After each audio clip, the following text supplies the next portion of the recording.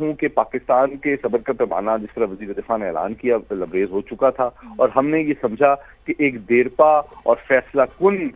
جو قلع کما ہے اور خاتمہ ہے ان دہشت گرد تنظیموں اور ان کے مراکز کا افغانستان میں، وہ پاکستان کی قومی سلامتی کی اور اس خطے کی ترقی اور خوشحالی کے لیے بہت ضروری ہے۔ تو میں سمجھتا ہوں کہ اب اونس جو ہے نا،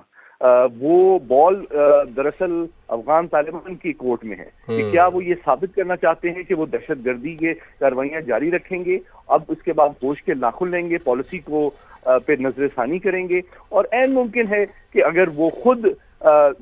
دیگر ممالک جو دوست ممالک ہیں ان کی جانب رجوع کرتے ہیں اور یہ گارنٹی دیتے ہیں کہ ان کی سرزمین پاکستان کے خلاف یا کسی دوسرے ملک کے خلاف دہشت گردی کی کارروائیوں میں استعمال نہیں ہوگی، تو میں سمجھتا ہوں کہ پھر شاید حالات کچھ بہتر ہو سکتے ہیں۔ لیکن اب پاکستان نے یہ فیصلہ کیا ہے کہ ان دہشت گردی کے مراکز کا دیرپا اور فیصلہ کن خاتمہ ہی پاکستان کی قومی سلامتی کی ضرورت ہے اور اس خطے میں ترقی اور استحکام کی ضمانت ہے۔ لیکن محمد علی صاحب، یہ پہلو بھی کتنا آپ امپورٹنٹ تصور کرتے ہیں کہ یقینی طور پر افغان رجیم تو اس میں ظاہر سی بات ہے ہی ہے ملوث، لیکن بھارت کا بھی تو بڑا واضح رول ہے۔ جس طریقے سے بھارت فنڈنگ کرتا رہا ہے، اپنی جو خفت ہے، اپنی جو حزیمت ہے، اب مار کے حق میں جو اسے اٹھانی پڑی ہے، اب وہ دیکھیں نا پراکسیز کا استعمال کر رہا ہے۔ تو افغان رجیم کو یہ بات سمجھنا بہت ضروری ہے، وہ جس گود میں پل رہے ہیں وہ بہت نقصان دہ ہے، یہ ان کے فیوچر کے لیے، ان کی اپنی عوام کے لیے، جیسے کہ آپ نے اپنی گفتگو میں ذکر کیا کہ ان کا اپنا ملک اور جو عوام ہے وہ دہشت گردی کا شکار ہو رہے ہیں۔ دیکھیے، افغانستان کی سرزمین بدقسمتی سے صرف پاکستان نہیں بلکہ ہر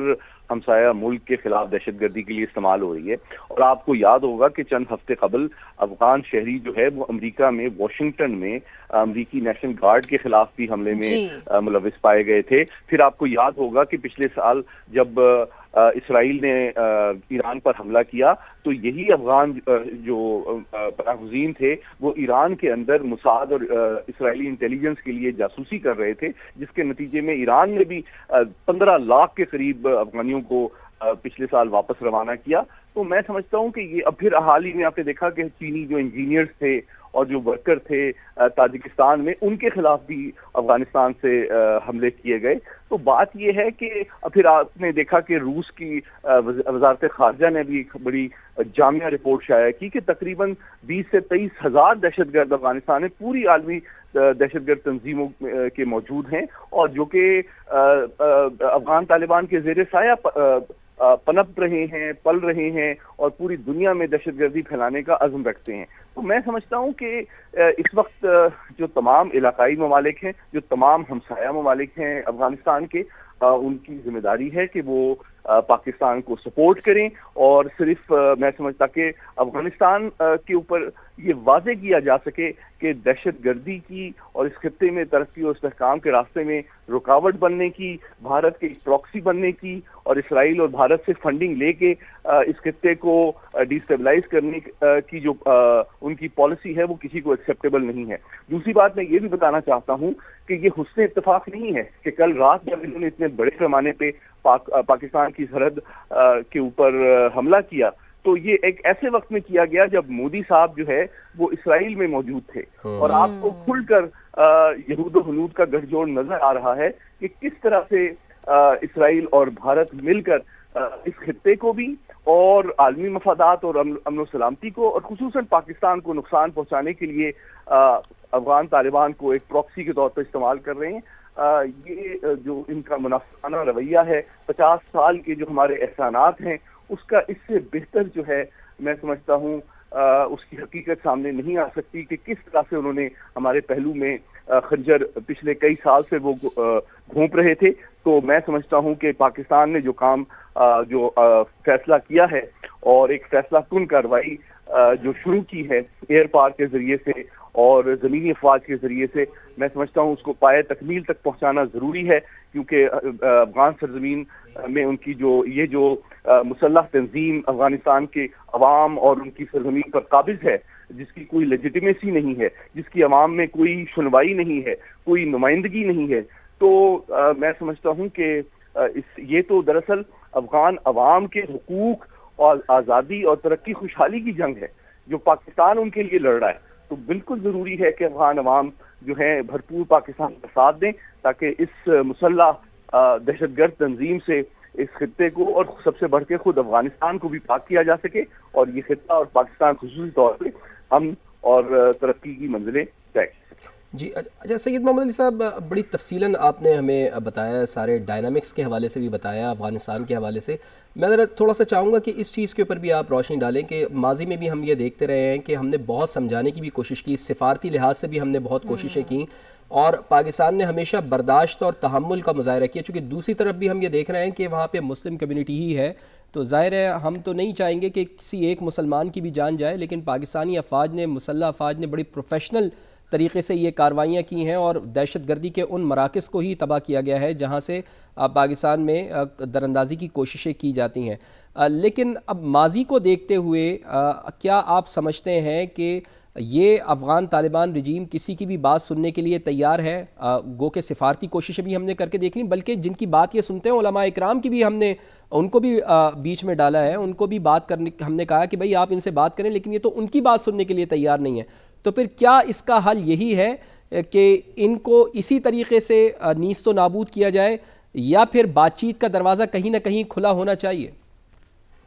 بہت اہم سوال کیا آپ نے۔ دیکھیے، اور بڑی امپورٹنٹ بات آپ نے اپنے ناظرین سے شیئر کی کہ جناب کچھ عرصہ قبل جو تقریباً 1000 کے قریب انتہائی جید علماء تھے تمام مکاتب فکر کے، ان کی ایک نشست جو ہے وہ کابل میں ہوئی تھی، اور خود انہوں نے زور دیا تھا افغان طالبان پہ کہ دہشت گردی جو ہے اور کسی مسلمان کا جو ہے خون بہانا، ان کی جان مال اور عزت کو خطرے میں ڈالنا، وہ اسلام کے منافی ہے۔ اس میں خود افغان طالبان کے چیف جسٹس نے بھی شرکت کی تھی۔ لیکن یوں لگتا ہے کہ وہ جو بھارتی اور اسرائیلی جو فنڈنگ ان کو مل رہی ہے، اس کے عوض انہوں نے اپنا دین، ایمان، عقیدہ سب کچھ بیچ دیا ہے، اور اسی وجہ سے آپ نے دیکھا کہ کھلم کھلا جس طرح سے وہ پاکستان کے خلاف دہشت گردی کی پالیسی اپنائے ہوئے تھے بھارتی فنڈنگ کی ایما پر، تو پاکستان کے لیے یہ میں سمجھتا ہوں کہ آخری آپشن تھی۔ یہ پاکستان کی پہلی آپشن نہیں تھی۔ ہم آپ نے سفارتکاری کی بات کی، تو یقینی طور پہ پاکستان نے پوری کوشش کی کہ سفارتی ذرائع سے براہ راست بھی اور بالواسطہ بھی ان کو قائل کیا جائے کہ ایک ذمہ دار ریاست کے طور پر بہیو کریں، دہشت گرد تنظیم کے طور پر بہیو نہ کریں، عالمی دہشت گردی کی سرپرستی نہ کریں، اپنے عوام کی ترقی، خوشحالی اور بحالی پر فوکس کریں۔ لیکن ان تمام کوششوں کو انفارچونیٹلی ان کی ہٹ درمی کی وجہ سے اور بھارت کے بڑھتے ہوئے اثر و رسوخ کی وجہ سے کامیابی نہیں ملی۔ تو اس لیے میں سمجھتا ہوں پاکستان کی جان مال اور عزت کا دفاع جو ہے، پاکستانی افواج جو ہے نہ صرف اس کا عزم رکھتی ہیں بلکہ اس کی صلاحیت رکھتی ہیں، اور اگر ہم دنیا کی چوتھی بڑی طاقت کو چند گھنٹوں میں دھول چٹا سکتے ہیں، جس کا صدر ٹرمپ نے بھی اعتراف کیا ہے اور ہر ہفتے وہ کرتے ہیں، تو میں سمجھتا ہوں افغانستان کو بہت جلدی معلوم ہو جائے گا کہ ہمارے صبر کا پیمانہ لبریز ہو چکا ہے، اور اب ہم جو ہے مزید جو ہے نقصان نہیں اٹھانا چاہتے، اور ہم ان کو ایک عبرتناک سزا دیں گے، اور ہر اس شخص کو جو پاکستان کے خلاف جارحیت میں یا دہشت گردی میں ملوث ہوگا، اور انشاءاللہ ہماری عوام، ہماری فوج، ہمارے انٹیلیجنس ادارے، ہماری حکومت مل کر اس فتنے سے افغان ذی شعور اور ذمہ دار عوام کی مدد سے نجات حاصل کرنے کی کوشش کریں گے انشاءاللہ۔ اچھا محمد علی صاحب، یقینی طور پر بڑی اہم یہ آپ نے گفتگو کی ہے، اور اس بات پہ تو کوئی بہرحال دو رائے نہیں ہے، اور جتنا ایکیوریسی سے، جتنا پریسیشن سے ہم یقینی طور پر پاک فوج جو ٹارگٹ کر رہی ہے وہاں پر، وہ بھی بڑا اہم ہے۔ جیسے کہ ہم کہتے ہیں نا کہ ویسے تو جنگ میں ہر چیز جائز ہوتی ہے، لیکن جنگ میں بھی اخلاقیات کا اعلیٰ مظاہرہ کیسے کیا جاتا ہے وہ کوئی سیکھے تو پاک فوج سے سیکھے۔ اب قندھار میں بھی افغان طالبان کا جو کور ہیڈ کوارٹرز ہے اسے تباہ کیا گیا، پھر یقینی طور پر قندھار میں بریگیڈیئر ہیڈ کوارٹرز اور لاجسٹکس بیس تباہ کیے جا چکے ہیں۔ یہ وہ گڑھ تھے، یہ وہ اہم مراکز تھے سید محمد علی صاحب جہاں سے دہشت گردی پروان چڑھتی تھی۔ تھوڑا سا اگر ہم اسے مستقبل کے لینس میں دیکھیں،